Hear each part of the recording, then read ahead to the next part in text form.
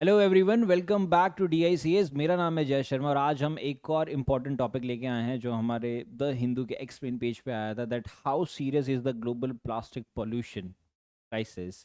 Explain, right.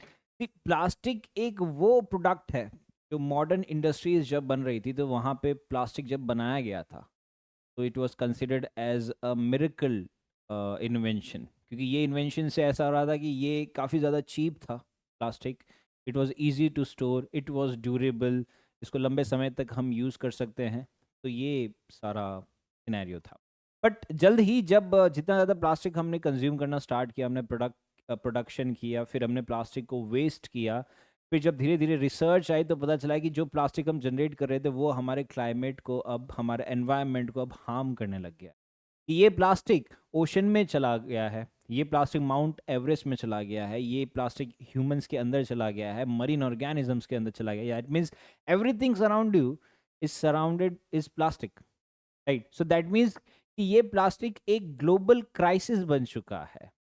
तो हम आज की वीडियो में यही चीज को डिस्कवर करेंगे, that how it became a global crisis, और वो ग्लोबल क्राइसिस में इंडिया किस तरीके से रिस्पॉन्ड कर रहा है, ग्लोब किस तरीके से रिस्पॉन्ड कर रहा है, ये हमारे एग्जाम पॉइंट ऑफ व्यू से कैसे इंपॉर्टेंट है, कि हमारा सिलेबस और इसके बेसिस पे PYQ क्या है, एंड एट द एंड हम देखेंगे what is the way forward.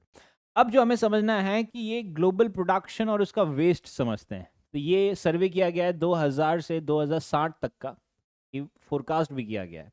तो अगर वन बाय वन देखते हैं तो यहाँ पे बताया गया है कि जो प्रोडक्शन है प्लास्टिक वेस्ट में वो ऑलमोस्ट डबल हो चुका है। So that is 460 million ton, यानी कि 460 मिलियन टन्स का प्लास्टिक हम जनरेट कर चुके हैं। That is a very big number. फिर जो वेस्ट जनरेशन की अगर हम बात करें 2019 में, तो it was 353 million tons of waste. इतना तो वेस्ट हमने सिर्फ 2019 में जनरेट किया हुआ है, मतलब 2019 तक में जनरेट किया गया है। उसके अंदर 40% पैकेजिंग है, 12% कंज्यूमर गुड्स और 11% टेक्सटाइल्स है। So these are the fact जो आप एग्जाम में ज़रूर लिखिएगा। फिर है कि प्लास्टिक वेस्ट की अगर बात करते हैं तो इसका फेट अगर देखा जाए तो सिर्फ 9% प्लास्टिक ही रिसाइकल हो रहा है, सिर्फ 19% ही इंसिनरेटेड हो रहा है, यानी कि उसको बर्न किया जाता है इन अ सेफ एनवायरनमेंट।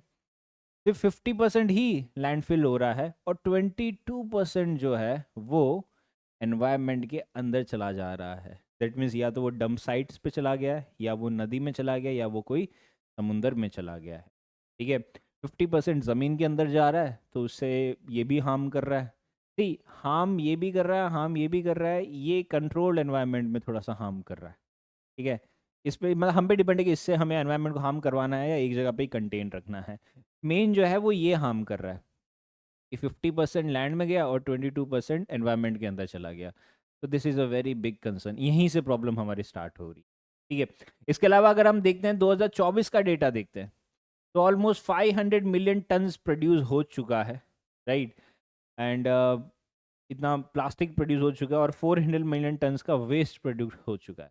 और जो प्रोजेक्शन किया है 2060 में, ये बताया गया है कि जो plastic waste will be triple to 1.2 billion ton, यानी कि ये ट्रिपल हो जाएगा, ये 3 गुना बढ़ जाएगा। कि अभी ये डबल है और 2060 तक बोला है कि ये ट्रिपल हो जाएगा अगर हम अभी नहीं रुके। तो अगर हमने प्लास्टिक, सिंगल यूज प्लास्टिक या जो भी प्लास्टिक की पॉलिसीज है हमें उसको रीथिंक किया या नहीं। ये OECD की रिपोर्ट आई है, so you can directly quote this report that OECD का ग्लोबल प्लास्टिक आउटलुक आया है। उसके अंदर बोला कि अगर जिस हिसाब से अभी चीज़ें चल रही है, अगर हम नहीं रुके तो हम ऑलमोस्ट इसका 3 गुना वेस्ट जनरेट कर लेंगे। So that will be 1.2 billion. ठीक है, अब इसमें देखते हैं कि ओशन की बात करते हैं कि जो ओशन प्लास्टिक है, कि ये प्रोजेक्ट किया गया है कि 2050 तक there will be more plastic than fish, यानी कि मछलियों से ज़्यादा प्लास्टिक मिलेगा ओशन में 2050 में। ये बताया गया क्योंकि पॉइंट क्या है कि हर साल 11 million tons of plastic waste जो है वो ओशन के अंदर जा रहा है। 11 मिलियन टन्स बहुत ज़्यादा है। एंड ऑलरेडी वहाँ पे 200 मिलियन टन ऑलरेडी है जो सर्कुलेट हो रहा है मरीन इकोसिस्टम में। तो जो 200 मिलियन टन ऑलरेडी है और उसके ऊपर हर साल 11 मिलियन टन और ज़्यादा ऐड ऑन होता जा रहा है। तो यूनाइटेड नेशन ने वार्निंग दी है कि 2050 तक ये अगर ऐसा ही चलता रहा तो ओशन में ज़्यादा प्लास्टिक होगा by weight than compare to fish. That is a very big concern. ठीक है, इसके अलावा जो मरीन स्पीशीज़ है वो इसको कंज्यूम करती है प्लास्टिक आजार, क्योंकि प्लास्टिक क्या हो रहा है कि वो प्लास्टिक में एक मेजर सिनेरियो क्या होता है कि प्लास्टिक डिकम्पोज नहीं होता, वो टूटता रहता है। तो जैसे जैसे टूटता जाता है उतना ज़्यादा वो छोटा होता जाता है और वो फिर ऑर्गेनिजम्स उसको कंज्यूम कर लेते हैं। So let's take an example कि मैं सी फूड कंज्यूम करता हूँ और सी में तो हर साल 11 मिलियन टन ऑफ प्लास्टिक जा ही रहा है। तो जो सी ऑर्गेनिज्म है, जो मरीन ऑर्गेनिजम्स है, उनके अंदर वो चला जाएगा माइक्रो प्लास्टिक, और वो माइक्रो प्लास्टिक मैं कंज्यूम कर लूँगा, मतलब मैं वो फिश कंज्यूम कर लूँगा। सो वो एट द एंड किस में आ गया? ह्यूमन फूड चेन के अंदर आ गया है। तभी तो कई सारे रिसर्चर्स ने कहा है कि ह्यूमन के ब्लड में, ह्यूमन के लंग्स में, हर जगह पे हमें प्लास्टिक मिल रहा है। ठीक है, तो इसके चलते जो कोस्टल इकोनॉमीज है लाइक फिशरीज और टूरिज्म है, उनका बहुत बड़ा खर्चा आने वाला है। That they will bear billions in losses. खर्चा क्या मतलब? लॉस होने वाला है, क्योंकि लोग सी फूड इवेंचुअली खाना बंद कर देंगे। They are not safe. ठीक है, अब ये इतना सीरियस क्यों है? क्योंकि सबसे पहली बात है कि ये सड़ता नहीं है, दिस डज नॉट डीकम्पोज, ये बायोडिग्रेडेबल नहीं है। अगर हम बाकी कोई भी ऑर्गेनिक चीज फेंकते हैं तो वो सड़ जाता है, प्लास्टिक सड़ता नहीं है, प्लास्टिक वहां पे ठहरा रहता है और वो फिर धीरे धीरे स्मॉलर पीसीज में टूटता रहता है। वो पहले माइक्रो प्लास्टिक बनता है, वो टूट के फिर वो वापस नैनो प्लास्टिक और ज्यादा टूटता जाता है। और ये एक एक सिनेरियो समझिए कि ये जब नैनो प्लास्टिक बन जाता है, जिसको साइंटिस्ट भी ढूंढ नहीं पाते, तो ये फिर ओशन में जाता है, ओशन में टूट के नैनो प्लास्टिक बनता है। तो ओशन में वेपर बनता है, सनलाइट अगर आएगी तो वेपर बनेगा, तो ये वेपर के साथ ये उड़ जाएगा, यानी कि ये गैस के अंदर इन्वॉल्व हो गया। अब जब ये गैस के अंदर इन्वॉल्व होकर वेपर बनेगा तो वेपर से क्या फॉर्म होते हैं? क्लाउड्स फॉर्म होते हैं। अब ये क्लाउड से बारिश गिरेगी या स्नोफॉल गिरेगा, बारिश गिर रही है मुंबई में तो वहां प्लास्टिक आएगा, और अगर स्नोफॉल गिर रही है हिमालय में तो वहां पे प्लास्टिक आएगा। तो हम कह सकते हैं कि जो प्लास्टिक है उसने हमें इस तरीके से घेरा हुआ है कि माउंट एवरेस्ट के स्नो से लेके डीप ओशन तक प्लास्टिक आ चुका है। तो it has been found everywhere. क्यों? क्योंकि ये नॉन बायोडिग्रेडेबल है, ये सड़ नहीं सकता, बट ये टूटता रहता है, ये छोटे छोटे पीसेज में टूटता जाएगा, और इससे बहुत बड़ा हेल्थ रिस्क है, फूड चेन है, वाटर, इनफैक्ट ह्यूमन के ब्लड और लंग्स में भी ये पाया गया है। अगर इसका क्लाइमेट इम्पैक्ट देखते हैं तो जो प्लास्टिक है ये 3.4% of global green house gas emission करता है। अब ये ग्रीन हाउस गैस एमिशन और प्लास्टिक का क्या कनेक्शन है कि जब प्लास्टिक बनाया जाता है तो बहुत ज़्यादा एनर्जी लगती है, और उसमें भी ग्रीन हाउस गैस एमिशन का बहुत ज़्यादा इम्पैक्ट रहता है। फिर जब प्लास्टिक को मैंने ओपन फेंक दिया है, ओपन फेंक दिया तो उसमें क्या लग रहा है? अब सनलाइट लग रही है, तो सनलाइट से उसमें से मीथेन रिलीज होती रहती है। Methane is a green house gas. तो मीथेन और कार्बन डाइऑक्साइड वो प्लास्टिक को धीरे धीरे से निकलती रहती। कई बार आपने एक चीज ऑब्जर्व की होगी कि एक प्लास्टिक की बॉटल पहले मोटी थी, अब वो कई टाइम से बाहर पड़ी है, जिसको धूप लग रही है और वो हो रहा है, तो वो धीरे धीरे उसका जो माइक्रोन्स है वो छोटे होने लग गए, यानी कि बॉटल पतली हो गई है। बॉटल पतली क्यों हुई है? किसी ने उसकी लेयर नहीं निकाली है, उसकी लेयर सनलाइट ने खींच ली है। That layer were compose of green house gases like methane and carbon dioxide. Right, तो ये एक बहुत बड़ा इशू है। इसके अलावा यूएनएपी ने कहा है, यूनाइटेड नेशन एनवायरनमेंट प्रोग्राम ने, कि 2040 तक we could consume 19% of the global carbon budget. तो ये एक बहुत बड़ा कंसर्न है with respect to the plastic. इसके अंदर हमें बजट भी हमारा इंक्रीज होता जाएगा। ठीक है, फिर सेकंड आ जाता है that impact of plastic pollution. हालांकि ये हम ऑलरेडी डिस्कस कर चुके हैं, बट अगर हम सेपरेटली देखें तो ये चार इसके मेजर इम्पैक्ट है। सबसे पहला इम्पैक्ट देखा जाए तो इकोसिस्टम में, इकोसिस्टम में नदियाँ में चोक कर देता है, लेक्स हो जाता है, ओशन में चोक करता है। तो यहाँ पे ये चोक ज़्यादा कर देता है, पानी पास नहीं होता, तो उसके चलते बायोडाइवर्सिटी लॉस होती है। Apart from this, wild life इसको कंज्यूम करती है। जैसे कई बार हमने देखा कि डोमेस्टिक एनिमल्स लाइक काऊ के पेट में से भी कई सारी थैलियाँ निकली थी, प्लास्टिक निकला था, राइट। इसके अलावा इंटेंगलमेंट होता है, टर्टल है, फिश है, बर्ड्स है, सब में ये इशू क्रिएट होता है। अपार्ट फ्रॉम दी, जो माइक्रो प्लास्टिक है वो सॉइल की फर्टिलिटी को भी डिस्टर्ब करता है। अगर आपने ज़मीन में प्लास्टिक फेंका हुआ है तो वो माइक्रो प्लास्टिक उसमें से निकलता जाएगा। वो माइक्रो प्लास्टिक कहाँ जाएगा? वो हवा में तो उड़ेगा नहीं, ग्रेविटी से कहाँ गिरेगा? वो नीचे गिरेगा। अब जब वो नीचे गिरेगा तो वो ज़मीन के अंदर जाएगा, ज़मीन के अंदर जाएगा तो सॉइल के अंदर केमिकल्स रिलीज करेगा, जिससे सॉइल की फर्टिलिटी कम होगी। अगर ग्राउंड वाटर में जाएगा तो ग्राउंड वाटर में केमिकल रिलीज करेगा, जिससे अगेन वो इशू क्रिएट होगा। देन ह्यूमन हेल्थ का देखा जाए तो माइक्रो प्लास्टिक हमारे फूड में आ चुका है, वाटर में आ चुका है और एयर में भी आ चुका है। ठीक है, इनफैक्ट ये हमारे ब्लड स्ट्रीम में है, हमारे लंग्स में है, और हमारे प्लेसेंटा के अंदर भी दी scientist have discovered plastics, right. इसके अलावा ये हमारा हार्मोनल डिसरप्शन कर सकता है, हमें कैंसर इश्यू हो सकते हैं, रेस्पिरेटरी इश्यूज भी लिंक्ड किए गए हैं with respect to the plastic pollution, right. The third effect is on the economy. Economy में हम देख रहे हैं कि फिशरीज सेक्टर बहुत बड़ा इम्पैक्ट होने वाला है, क्योंकि लोग सी फूड खाना धीरे धीरे कम कर देंगे। एज सुन एज लोगों के बीच में अवेयरनेस आएगी दैट सी फूड में भी प्लास्टिक बहुत ज़्यादा है, माइक्रो प्लास्टिक है, नैनो प्लास्टिक है, तो वो कम हो जाएगा। उसके चलते टूरिज्म कम हो जाएगा, शिपिंग इंडस्ट्री में काफ़ी ज़्यादा इम्पैक्ट पड़ जाएगा। देन अगर हम कहते हैं कि जो ड्रेन ब्लॉकेज होता है जिससे अर्बन फ्लड्स आता है, हमने अभी केस स्टडी भी दिखेंगे लाइक मुंबई और चेन्नई में कि ये फ्लड्स जब भी बारिश बहुत ज़्यादा होती है, अर्बन फ्लड की सिचुएशन आती है, तो प्लास्टिक का बहुत बड़ा रोल होता है। ये प्लास्टिक क्या करता है, वो ड्रेनेज पैटर्न को ब्लॉक कर देता है। वो जब ब्लॉक कर देता है तो वो पानी वहाँ पे ठहरने लगता है और फिर वो फ्लड में कन्वर्ट हो जाता है। फिर डेवलपमेंट के पॉइंट ऑफ व्यू से देखें तो ये हमारे sustainable development goal, health, water, climate, biodiversity, सभी को बहुत ज़्यादा इम्पैक्ट करता है। तो ये हमारे लिए चैलेंज कर रहा है कि हमें सस्टेनेबल ग्रोथ मॉडल्स जो हमने बनाए हैं वो बहुत चैलेंज कर रहा है।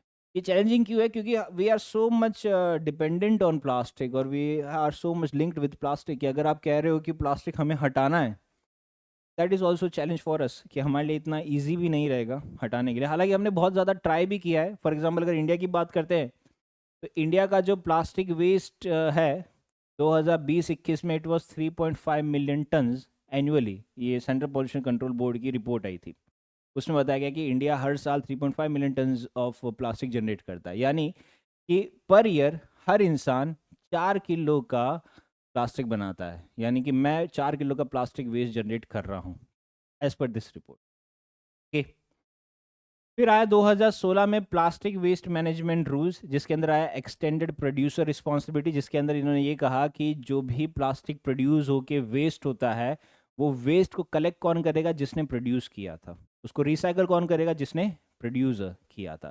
तो इसमें ये तरीके से प्लास्टिक वेस्ट मैनेजमेंट रूल्स 2016 में ये चीज़ बताया गया है that extended producer responsibility was first time introduce इन 2016। फिर 2022 में बैन कर दिया था सिंगल यूज प्लास्टिक को, लाइक स्ट्रॉज है, कटलरी है। इसलिए अभी आप जब मैकडोनल्ड्स में जाते हो तो आपको स्ट्रॉ नहीं मिलती है, राइट। आपको एक अलग सा एक पेपर टाइप की सी स्ट्रॉ मिलती है जो बहुत ही इरिटेटिंग होती है, बट येट कटलरी है। ईयरबड्स बैंड है, तो ये हुआ है। बट सिर्फ बैन करना इज़ नॉट अ सॉल्यूशन। इसके दो मेजर प्रॉब्लम है। सबसे पहला प्रॉब्लम है कि जो स्ट्रॉ बना रहे हैं, कटलरी बना रहे हैं और जो ईयरबड्स बना रहे हैं, वो बना कौन रहा है? कोई बड़ी इंडस्ट्रीज नहीं बना रही है, छोटी मोटे सेक्टर्स बना रहे हैं, यानी इनफॉर्मल सेक्टर्स बनाते हैं। तो सबसे पहली बात है कि इनफॉर्मल सेक्टर जो रजिस्टर ही नहीं है उनको रेगुलेट करना गवर्नमेंट के लिए बहुत डिफिकल्ट होता है, फर्स्ट हैंड। सेकेंड पॉइंट इसके अंदर ये आ जाता है कि ये जो प्लास्टिक जनरेट हो रहा है, लेट्स से स्ट्रॉ जनरेट हो रही है, कटलरी जनरेट हो रहा है, ईयरबड जनरेट हो रहा है, अब वो कलेक्ट कौन करता है?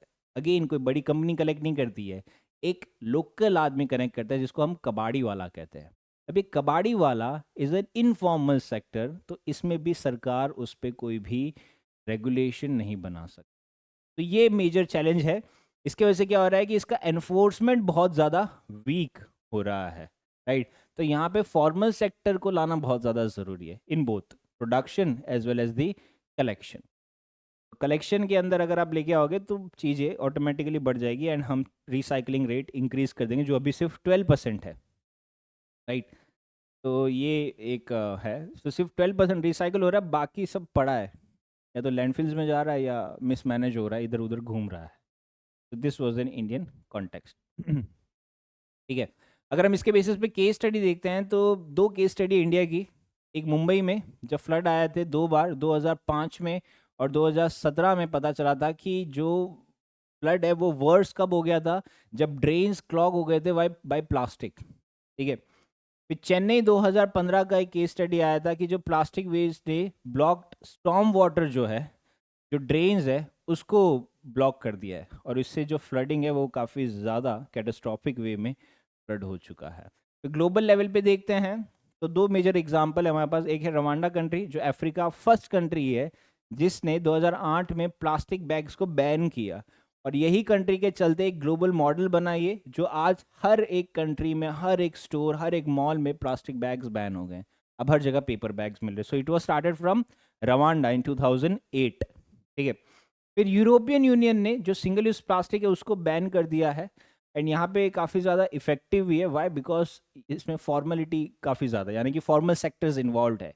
इंडिया में ये क्यों इम्प्लीमेंटेशन गैप है? क्योंकि इनफॉर्मल सेक्टर काफ़ी ज़्यादा इन्वॉल्व है, एंड वहाँ की सोसाइटी अलग है, हमारी सोसाइटी अलग है। सो जो फीजिबिलिटी है वो अभी नहीं आएगी इंडिया में, जो यूरोपियन यूनियन में। इट विल टेक टाइम, लोग में सिविक सेंस आने में थोड़ा टाइम लगेगा। ओके, अगर ग्लोबल एक्शन की बात करें तो हम कह सकते हैं कि जो यूनाइटेड नेशन एनवायरनमेंट असेंबली ने 2022 में बोला था कि 193 नेशन से एग्रीड किया गया कि हम एक लीगली बाइंडिंग ट्रीटी बनाएंगे। This time it will be legally binding, कि जो प्लास्टिक पॉल्यूशन है उसको हम खत्म करना है 2024 और 25, यानी कि 2024-25 में खत्म नहीं होगा, 2024-25 में एक लीगली बाइंडिंग ट्रीटी बनाई जाएगी, ठीक है। उसके अंदर टारगेट ये रखा जाएगा। अब इसके अंदर जो डिफरेंस क्या है, इससे पहले जो भी ट्रीटियां होती थी उसमें क्या होता था कि प्लास्टिक का प्रोडक्शन आता था, डिजाइन आता था और डिस्पोजल आता था, ठीक है। वेयर एज इसके अंदर क्या होगा कि इसका पूरा लाइफ साइकिल लेके आएगा, कि उसको प्रोड्यूस किया जा रहा है, उसको डिज़ाइन किया जा रहा है, उसको डिस्पोजल किया जा रहा है। वरना यूजुअली कैसा होता था कि सिंगल यूज प्लास्टिक या एक्सटेंडेड प्रोड्यूसर रिस्पॉन्सिबिलिटी में क्या है कि मैंने प्लास्टिक प्रोड्यूस कर दिया, फिर किसी सेकंड पर्सन ने उसे यूज करके वेस्ट किया, अब मुझे वो कलेक्ट करना है, तो बीच में क्या हो गया, गैप आ गया। तो ये कह रहे हैं हम ये गैप नहीं आने देंगे। प्रोड्यूस, डिजाइन, डिस्पोजल, तीनों में कनेक्टिविटी रहेगी कि ये प्लास्टिक किसने प्रोड्यूस किया है, सो एट द एंड ये इसकी रिस्पॉन्सिबिलिटी है उसको कलेक्ट करने की, ठीक है। फिर इसके अलावा यूनाइटेड नेशन एनवायरनमेंट प्रोग्राम ने गोल बनाया है कि हमें प्लास्टिक वेस्ट को कट करना है बाय 80% इन 20 ईयर्स। तो इसके लिए हमें इनोवेशन भी चाहिए एंड कॉपरेशन भी चाहिए। देन OECD का ग्लोबल प्लास्टिक आउटलुक आया, जो अभी हमने देखा कि इन्होंने बोला है कि 1.2 बिलियन टन वेस्ट प्रोड्यूस हो सकता है 2060 तक, अगर कोई भी एक्शन नहीं लिया गया। एंड देन इन्होंने कहा कि हमें स्ट्रॉन्गर पॉलिसीज लानी पड़ेगी रिसाइकलिंग पे, इको डिज़ाइंस पे, and reducing virgin plastic production, की जो वर्जिन प्लास्टिक प्रोडक्शन है उसी पे हमें थोड़ा सा रोक लगाने की काफ़ी ज़्यादा ज़रूरत है। बट जो प्लास्टिक प्रोड्यूस होता है, इफ़ अगर हम इंडिया की बात करें, जो वर्जिन प्लास्टिक प्रोड्यूस होता है वो इनफॉर्मल सेक्टर से ज़्यादा होता है, तो उसको रेगुलेट करना डिफिकल्ट होता है। इसमें रेमेडीज बताई गई है, क्या रेमेडीज करनी, 4 टोटल रेमेडीज है, 5 टोटल रेमेडीज है। पहला क्या है, इनोवेशन एंड डिज़ाइन, कि इको फ्रेंडली मटेरियल बनाना बहुत ज़्यादा ज़रूरी है। बायोप्लास्टिक्स का कॉन्सेप्ट लेके आए हैं, एडिबल कटलरी लेके आए हुए हैं। फिर एक्सटेंडेड प्रोडक्ट लाइफ स्पैन्स है, ताकि हम डिस्पोजल उसका कम से कम करें। अब आप देख रहे हो कि प्लास्टिक ऐसे आ रहे हैं जो हम मैक्सिमम ज़्यादा यूज़ कर सकते हैं, काफ़ी ज़्यादा हम उसका यूज़ कर रहे हैं। देन एक्सटेंडेड प्रोड्यूसर रिस्पॉन्सिबिलिटी है, कि इट मेक प्रोड्यूसर्स अकाउंटेबल बना रहे हैं फॉर कलेक्शन एंड रिसाइकलिंग के लिए, ठीक है। थर्ड है इकोनॉमिक इंस्ट्रूमेंट्स, जिसके अंदर आ जाता है लैंडफिल, इंसिनरेशन टैक्सेस, ठीक है। फिर डिपॉजिट रिफंड सिस्टम, पे एज यू नो पे एज यू थ्रो स्कीम्स, तो ये एक इकोनॉमिक इंस्ट्रूमेंट है, रेमिडीज़ है। इसके अलावा रिसाइकलिंग एंड मार्केट है, कि हमें profitable that is very important, कि प्रॉफिटेबल रिसाइकल प्लास्टिक इंडस्ट्री हमें बनानी पड़ेगी।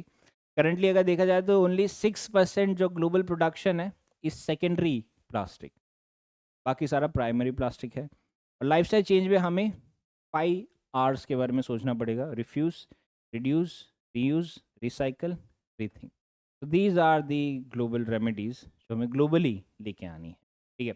तो वे फॉरवर्ड अगर देखा जाए तो फ्रॉम हम इंडिया के रोल के पॉइंट ऑफ व्यू से कह सकते हैं कि हमें 2022 का सिंगल यूज़ प्लास्टिक को इम्प्लीमेंट करना पड़ेगा, जो ये बैन है, ठीक है। सेकेंड है कि हमें रिसाइकलिंग इंफ्रास्ट्रक्चर बढ़ाना पड़ेगा, वेस्ट सेग्रीगेशन बढ़ाना पड़ेगा, बायोप्लास्टिक बढ़ाना पड़ेगा, जूट और बैम्बू जैसे ऑल्टरनेटिव्स हमें लाने पड़ेंगे। जो ग्लोबल कॉपरेशन है वहाँ पे हमें यूनाइटेड नेशन की ट्रीटी को सपोर्ट देना पड़ेगा, क्योंकि इसके अंदर एक कोऑर्डिनेशन और ग्लोबल एफर्ट की ज़रूरत है। फिर हमें बेस्ट प्रैक्टिसेस बतानी पड़ेगी विद ग्लोबल साउथ नेशंस के साथ, कि हम किस तरीके से प्लास्टिक वेस्ट को टैकल करते हैं। फिर सस्टेनेबल डेवलपमेंट गोल के साथ हमें अलाइन करना पड़ेगा with number 12 that is responsible consumption. फिर 13 climate action, 14 life below water, 15 life on land. और जो लाइफ स्टाइल चेंज है ये बहुत ज़्यादा इंपॉर्टेंट है, कि हमें प्लास्टिक फ्री लाइफस्टाइल के बारे में सोचना पड़ेगा. It should be an aspirational culture. तो एक बिहेवियरल चेंज लाने की ज़रूरत है. I mean look around you, just try to avoid plastic. अगर ये सिंगल स्टेप्स अगर स्टार्ट होते हैं कि अगर आप प्लास्टिक खुद से अवॉइड करना स्टार्ट करोगे, तो इमेजिन कि आप जैसे 10 लोग भी अगर हो जाए तो कितना प्लास्टिक वेस्ट कम हो जाएगा. फिर वो 10 लोग और 10 लोगों को बताएंगे.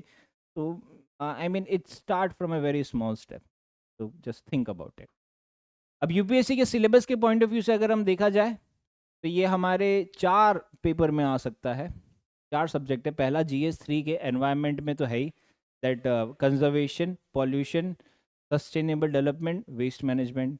फिर अगर GS3 के इकोनॉमिक डेवलपमेंट के पॉइंट ऑफ व्यू से अगर हम देखें तो resource efficiency, impact on growth and employment. GS1 के ज्योग्राफी के पॉइंट ऑफ व्यू से देखें तो changes in geographical features, ecosystem degradation. And then फिर हम ऐसे पेपर के पॉइंट ऑफ व्यू से देखें तो development versus environment, consumption and sustainability. तो ये हमारे रिलेवेंस रहता है. अगर PYQ देखें, इसमें PYQ जैसे 2013 में आया था, what are the consequences of poor waste management in urban areas, like urban flooding is one of the consequences. 2018 में आया था, what are the challenges of banning plastics in India. 2020 में आया, measures to improve solid waste management in urban India. 2021 में आया, how does plastic pollution affect marine ecosystem. तो it's highly relevant from our exam point of view. तो as a concluding statement अगर हम देखें that how can we conclude this, तो हमने जैसे स्टार्टिंग में ही समझा था दैट पहले हमने इसको बनाया था हमारे कन्वीनियंस इंक्रीज करने के लिए, बट अब ये क्या बन गया है, ये हमारे लिए क्राइसिस बन चुका. तो जो चीज़ हमने स्टार्टिंग में करी वही चीज़ हम कंक्लूजन में उसको कैरी फॉरवर्ड करेंगे कि यहाँ पे क्या है कि जो प्लास्टिक रेवोल्यूशन किया था हमारे मॉडर्न लाइफ के लिए, बट उसकी ड्यूरेबिलिटी जो थी वो अब डेंजर बन गई है. मतलब it was why it was famous because of its durability, कि प्लास्टिक हमेशा चलेगा, बट वो कुछ ज़्यादा ही चल गया, वो सड़ ही नहीं रहा. तो वो हमारे लिए काफ़ी ज़्यादा डेंजर बन गया है. तो इससे जो थ्रेट आ रहा है वो ट्रिपल थ्रेट आ रहा है. हमारे इकोसिस्टम को थ्रेट आ रहा है, हमारे ह्यूमन हेल्थ को थ्रेट आ रहा है, एंड हमारे क्लाइमेट को भी थ्रेट आ रहा है. बट सबसे बड़ी बात है that this crisis is solvable. ये सॉल्व हो सकती है. तो जो ग्लोबल ट्रीटीज़ है हमें उसको एनफोर्स करने की ज़रूरत है, जो नेशनल ट्रीटीज़ है उसको एनफोर्स करने की ज़रूरत है, हमें इनोवेशन लाने की ज़रूरत है और लाइफस्टाइल की चेंज लाने की ज़रूरत है. ठीक है.